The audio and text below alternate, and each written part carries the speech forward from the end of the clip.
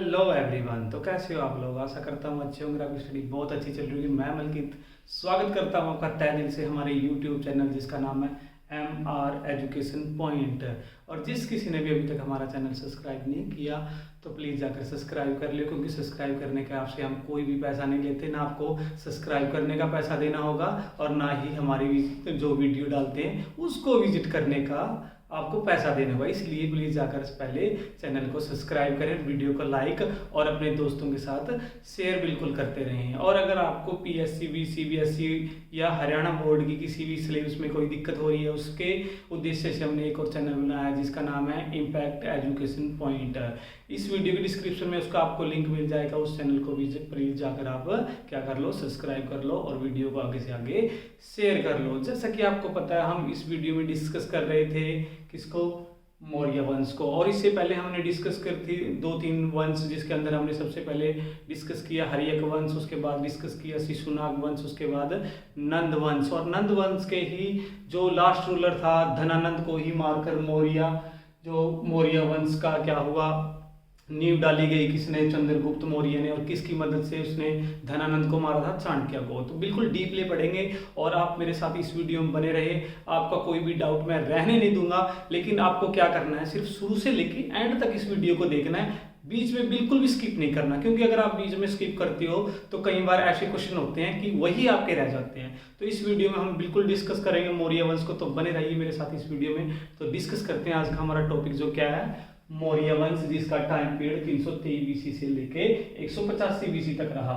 और चंद्रगुप्त मौर्य इसके फाउंडर हुए, जिसका टाइम पीरियड 323 BC से लेके 298 BC तक रहा। और चंद्रगुप्त मौर्य ने चाणक्य की मदद से मारा था किसको?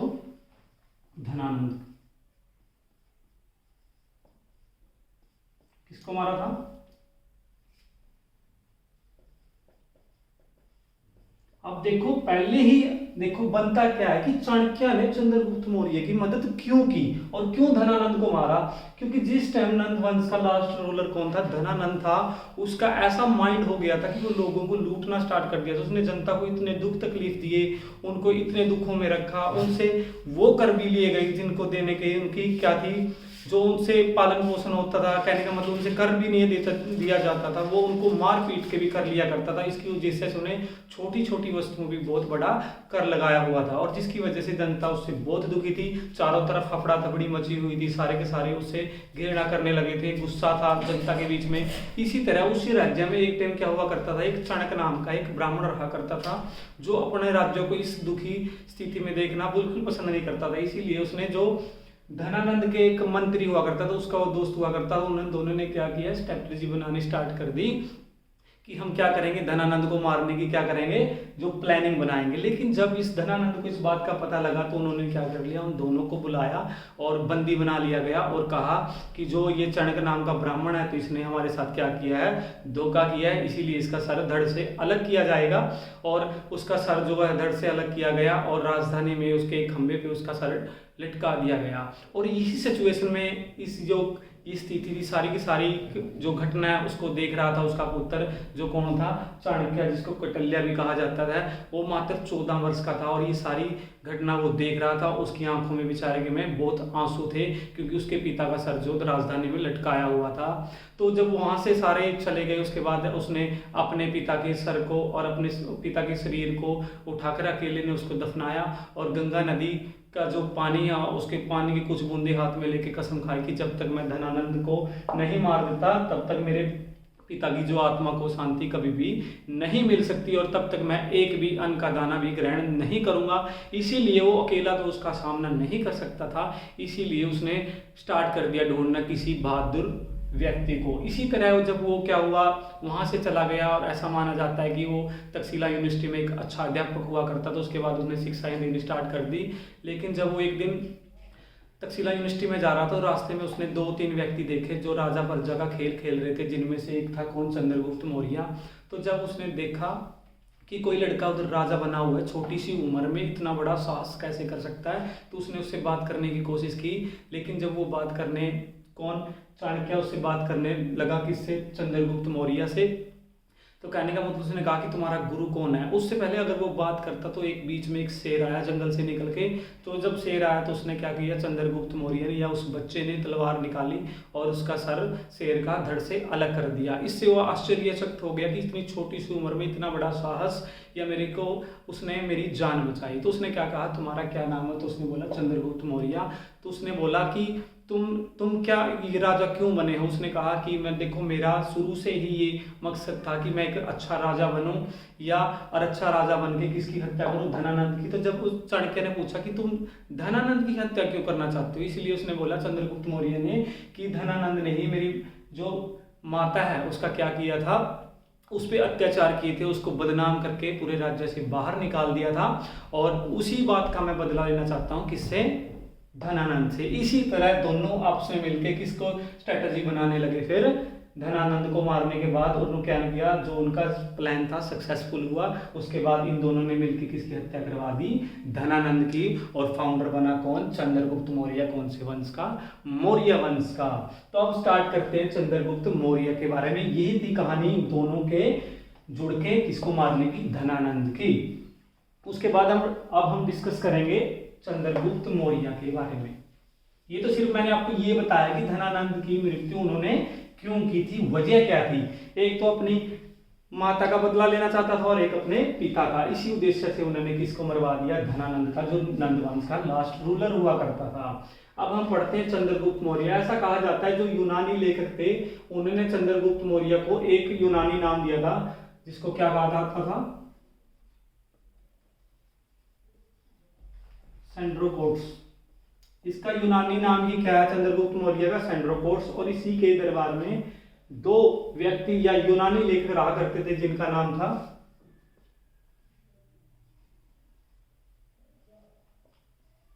प्लूटार्क और जस्टिन। ये दो व्यक्ति, देखो पहले तो चंद्रगुप्त मौर्य का जो यूनानी नाम है सेंड्रोकोट्स, और इसके दरबार में दो यूनानी लेखक रहा करते थे प्लूटार्क और जस्टिन नाम के। और इन्होंने ऐसा कहा है कि चंद्रगुप्त मौर्य के पास मोस्टली 6,40,000 6,40,000 से भी ज्यादा या कम की सेना थी, ऐसा किनका मानना है? यूनानी लेखकों का। और इसी 6,40,000 की फौज से ही पूरे के पूरे ईस्ट वेस्ट नॉर्थ साउथ, मतलब चारों दिशाओं को, कहने का मतलब पूरे के पूरे भारत को रोंद डाला था। किसने? चंद्रगुप्त मौर्य ने, अपनी इस विशाल सेना की वजह से। और इसी तरह चारों दिशाओं में पूरी की पूरी कीर्ति फैली हुई थी किसकी? चंद्रगुप्त मौर्य की। इसीलिए जब चारों दिशाओं को कोई राजा जीतता है या उसकी कीर्ति चारों दिशाओं में फैली होती है, इसीलिए उसको क्या नाम दिया गया? भारत का पहला चक्रवर्ती सम्राट।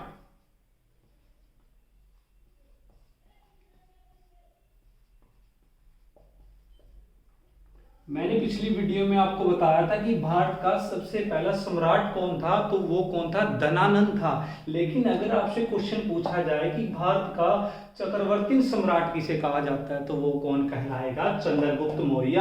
क्योंकि चारों दिशाओं में मोस्टली अपनी पूरी की पूरी धाक जमाना या चारों दिशाओं में अपना दबदबा ही रखना, वो क्या कहलाता है? चक्रवर्ती सम्राट। या चारों दिशाओं में अपना कीर्तिमान फैलाना। ठीक है, आशा करता हूं समझ में आ रहा होगा। उसके बाद आपसे क्वेश्चन पूछा जाएगा कि उसने कौन सी झील का निर्माण किया था? चंद्रगुप्त मौर्य ने। तो चंद्रगुप्त मौर्य ने गिरनार पर्वत पे एक झील बनाई थी जिसका नाम था सुदर्शन झील।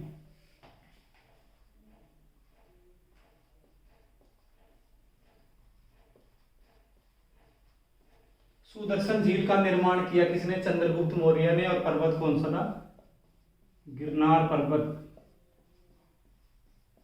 और ये कहां पे थी? गुजरात। देखो अगर आपसे पूछे कि जो सुदर्शन झील है कहां पर है, तो वो गुजरात में है। कौन से पर्वत पे? गिरनार पर्वत पे है। उसको बनाने वाला कौन था? चंद्रगुप्त मौर्य। तो नॉर्मल वे में अगर ये पूछे आपसे तो ये बता देना। अगर आपसे पूछे कि इसकी रेनोवेशन किसने करवाई थी सबसे पहले, तो एक व्यक्ति हुआ करता था, इसका नाम था रुद्रदामन,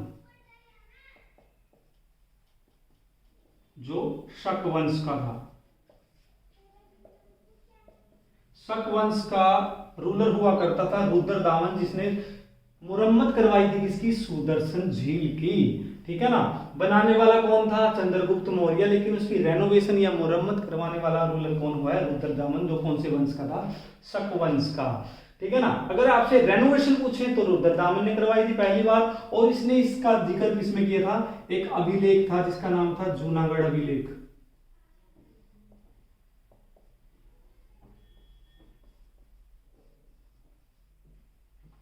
जूनागढ़ अभिलेख है जो किसका है, रुद्रदामन का। उस इसी में ये बात लिखित है कि जो जो सुदर्शन झील किसने बनवाई थी, चंद्रगुप्त मौर्य ने।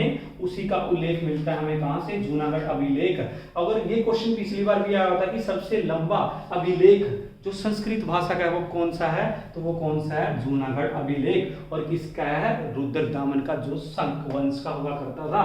और दूसरी बार इसकी रेनोवेशन किसने करवाई, स्कंदगुप्त ने, जो गुप्त वंश का था।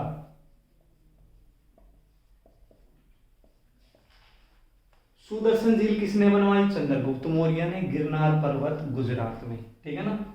सबसे पहली बार रेनोवेशन करवाई रुद्रदामन ने, जो शक वंश का रूलर था। और इसने इस बात का उल्लेख कहां पर किया है, जूनागढ़ अभिलेख में किया है। ये बातें हमें कहां से पता लगती है, जूनागढ़ अभिलेख के, जो संस्कृत भाषा का सबसे लंबा अभिलेख माना जाता है। उसके बाद स्कंदगुप्त है, जो इसने दूसरी बार, मतलब कहने का मतलब 20-25 साल बाद इसकी क्या करवाई, मुरम्मत करवाई दोबारा, जो गुप्त वंश का हुआ।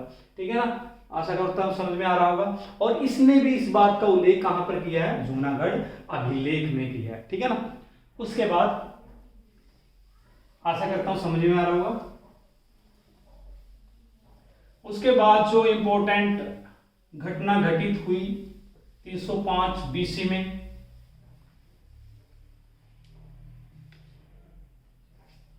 305 बीसी, सेल्यूकस निकेटर, जानते होंगे ना। मैंने आपको बताया था सिकंदर ने जब इधर भारत में आक्रमण किया था, तो उसके बाद जब वो वापस चला गया था ना, उसके बाद सेल्यूकस निकेटर कौन था, उसका एक सेनापति हुआ करता था सिकंदर का, अलेक्जेंडर द ग्रेट का सेनापति हुआ करता था सेल्यूकस निकेटर। 305 में उसने क्या किया, हमला किया। लेकिन बात क्या हुई, वो चंद्रगुप्त की इतनी बड़ी सेना देख के घबरा गया, डर गया पूरी तरह से कि मैं इतनी बड़ी सेना का क्या करूंगा, सामना कैसे करूंगा, वो घबरा गया। इसीलिए चंद्रगुप्त मौर्य से ऐसा भी बहुत मानते हैं कि उनके बीच में कोई लड़ाई नहीं हुई, उनके बीच में क्या हुई, एक संधि हुई, जिसके अंदर उन्होंने बातें मानी किसकी, चंद्रगुप्त मौर्य की, क्योंकि वो डर गया था, क्योंकि 6.5 लाख से भी ऊपर क्या होती थी उसकी सेना हुआ करती, तो घबरा गया था। इतने घोड़े, इतने हाथी और इतनी विशाल सेना, पैदल सेना से अलग अलग कैटेगराइज में वो लड़ रहे थे, इसलिए वो डर गया था। और उसने संधि की थी। संधि में उसने क्या किया था, जो उसने अपना पूरा का पूरा राज्य जो जीता था किसको दे दिया था, चंद्रगुप्त मौर्य को। और उसके एक बेटी हुआ करती थी जिसका नाम था हेलेना। हेलेना नाम की एक लड़की हुआ करती थी, सेल्यूकस निकेटर की, ऐसा कहा जाता है। बहुत सारे इतिहासकार ऐसा मानते हैं कि चंद्रगुप्त मौर्य को प्यार हो गया था किससे, हेलेना से। और लेकिन बहुत सारे इतिहासकार ऐसा मानते हैं कि सेल्यूकस निकेटर ने रिश्ता भेजा था किसके पास, चंद्रगुप्त मौर्य के पास। और बहुत सारे ऐसा भी कहते हैं कि उनको उठा के लेके आया था। लेकिन मोस्टली ऐसा ही मानना है क्योंकि उनकी साथ डील हुई थी, संधि हुई थी कि मैं अपनी बेटी की शादी किससे करवाऊंगा, चंद्रगुप्त मौर्य से। और उसके बाद क्या हुआ, हेलेना से उनकी शादी हुई। और उसके बाद एक इंपॉर्टेंट काम और हुआ इसके शासनकाल में। चंद्रगुप्त सेल्यूकस निकेटर ने उसके किसके दरबार में, चंद्रगुप्त मौर्य के दरबार में भेजा किसको, मेगास्थनीज को। मेगास्थनीज जो एक दूत था यूनान का, जो किसके दरबार में आया था, चंद्रगुप्त मौर्य के दरबार में आया था, जो किसने भेजा था, सेल्यूकस निकेटर ने। और इसके द्वारा लिखी हुई बुक ही है इंडिका। ठीक है ना। और उसके बाद ये जब मेगास्थनीज किसके ग्रुप उसके दरबार में आया, चंद्रगुप्त मौर्य के दरबार में आया, तो उसने क्या किया, गिफ्ट दिया 500 हाथी किसको, मेगास्थनीज को खुश होकर। किसने, चंद्रगुप्त मौर्य ने। उसके बाद क्या हुआ,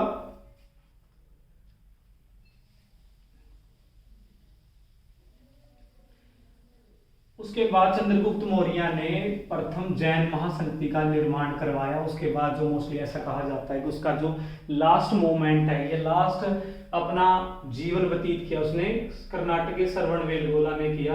कहने का मतलब जो श्रवणबेलगोला था तो आज का क्या है वो कर्नाटक, और कर्नाटक में उसका लास्ट मोमेंट भी था। और ऐसा मानना है कि जैन धर्म का अनुयायी हुआ करता था, इसीलिए कहा जाता है कि वो शिलेखन की वजह से मरा था। शिलेखन कहने का मतलब लास्ट मोमेंट में उसने क्या रखा था, उपवास रखा था, और उपवास रखने की वजह से मतलब उसने कुछ खाया पिया नहीं था, उसकी वजह से उसकी मृत्यु हो गई थी। और उसको क्या हो गई थी, ज्ञान की प्राप्ति, कहने का मतलब मोक्ष प्राप्ति हो गई थी उसको। और खत्म हुआ कौन, कहने का मतलब एंड हुआ किसका, चंद्रगुप्त मौर्य। कहाँ पर, कर्नाटक में। कब, 298 BC में मरा कौन, चंद्रगुप्त मौर्य। और आज की वीडियो में इतना ही था। तो जब हम कल डिस्कस करेंगे इसके बेटे के बारे में, तो आज की वीडियो में इतना ही। तो आशा करता हूँ आपको वीडियो अच्छी लगी होगी। अगर आपको वीडियो ये अच्छी लगी तो लाइक करें, कमेंट करें, और इस वीडियो को ज़्यादा से ज़्यादा अपने जो फ्रेंड सर्कल है उसमें शेयर करें। और जिस किसी ने भी, दोबारा मैं विनती करता हूँ, अगर नहीं सब्सक्राइब किया तो प्लीज़ जाकर चैनल को सब्सक्राइब करें और दोस्तों के साथ शेयर करें। तो कल मिलते हैं नेक्स्ट वीडियो के साथ, तब तक के लिए थैंक यू।